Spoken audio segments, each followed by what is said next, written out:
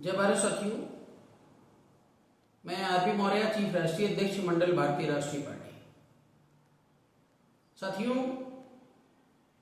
विद्वान लोग कहते हैं कि जब कोई भी व्यक्ति आपको एक बार धोखा दे दे तो उस पर कभी भी विश्वास नहीं करना चाहिए, और अगर आपने उस पर विश्वास किया तो निश्चित तौर पर फिर आप धोखा खाएंगे। ऐसे ही एक महापुरुष की मैं बात करूंगा, आप बेहतर तरीके से जानते होंगे, मिस्टर स्वामी प्रसाद मौर्य जी। मिस्टर स्वामी प्रसाद मौर्य जी ने अपनी जिंदगी में क्या किया, इससे भी आप परिचित हैं। कुछ अंधभक्तों को दिखाई नहीं देता है तो वो बात अलग है, लेकिन जिन अंधभक्तों को दिखाई नहीं दे रहा है उन्हीं के लिए खतरनाक, उन्हीं के लिए अभिशाप साबित होंगे मिस्टर स्वामी प्रसाद मौर्य जी। साथियों, चूंकि स्वामी प्रसाद मौर्य जी मौर्य समाज के लिए ही रातों दिन खून पसीने जो है वो बहा रहे हैं। एक वक्तव्य में मैंने सुना था कि स्वामी प्रसाद मौर्य जी समाज के लिए खून बेच देते हैं। हमें कुछ ऐसा लगा नहीं,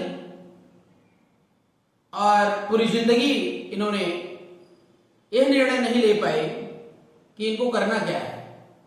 कभी बीजेपी में, कभी तो बीजेपी के खिलाफ, कभी सपा में, कभी सपा के खिलाफ, कभी बसपा में तो कभी बसपा के खिलाफ। मतलब बुद्ध की बात करने वाला व्यक्ति इतना भ्रमित कैसे हो सकता है, एक बड़ा सवाल है। साथियों, समाज के हित में मैंने स्वामी जी से 3 सवाल पूछे थे। इस पर जो अंधभक्त हैं वो बड़े नाराज हो गए, सोशल मीडिया पे गाली गलौज की धमकी तक दी मारने की।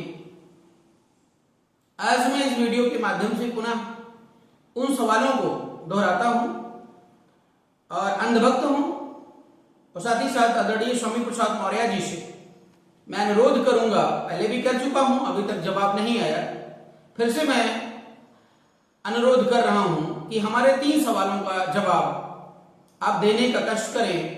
और ये तीनों सवाल व्यक्तिगत आरपी मौर्य के नहीं हैं, ये तीनों सवाल समाज के हैं और समाज पूछ रहा है। जवाब आज नहीं तो कल आपको देना ही होगा, और जितनी जल्दी आप दे देंगे उतना ही बेहतर है। पहला सवाल है, संघमित्रा जैसी बिटिया और अशोक जैसा योग्य बेटा नहीं हुआ क्या समाज में अभी तक? मतलब मेरा यह है कि आपकी बिटिया और आपकी बेटे से ज्यादा योग्य बेटा आज तक कोई समाज में पैदा नहीं हुआ। दूसरा सवाल, हां या ना? अगर हां है कि भाई पैदा हुआ तो आपने उसको मौका क्यों नहीं दिया? आपने उसके लिए क्यों नहीं कुछ किया? आपने उसके लिए राजनीतिक जो भविष्य है वो क्या बनाया, उसको क्या नेतृत्व दिया, एंड सो ऑन।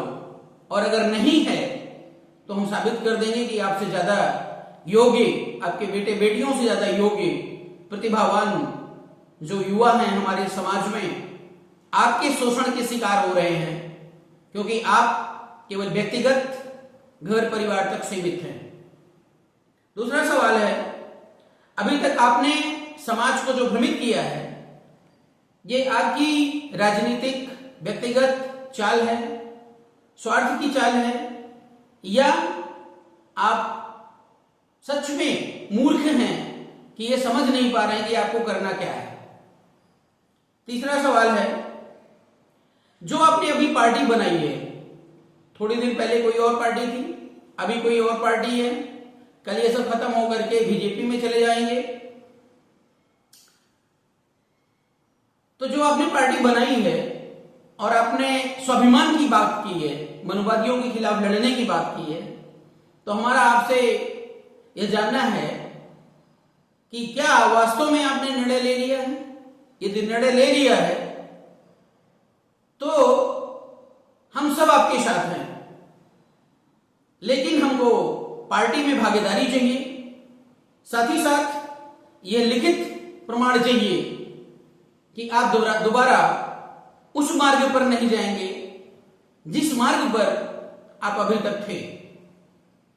और साथ ही साथ जुड़ा हुआ एक सवाल और है कि आप समाज को जोड़ रहे हैं, लगातार जोड़ने का प्रयास कर रहे हैं इधर उधर उछल कूद करके, तो आपने अपनी पार्टी में अभी तक बिटिया को क्यों नहीं जोड़ा अपनी?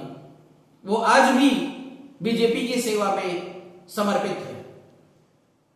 तो साथियों, ये सवाल मैं पूछ रहा हूं का मतलब समाज पूछ रहा है, और समाज का हर जागरूक युवा साथी पूछ रहा है।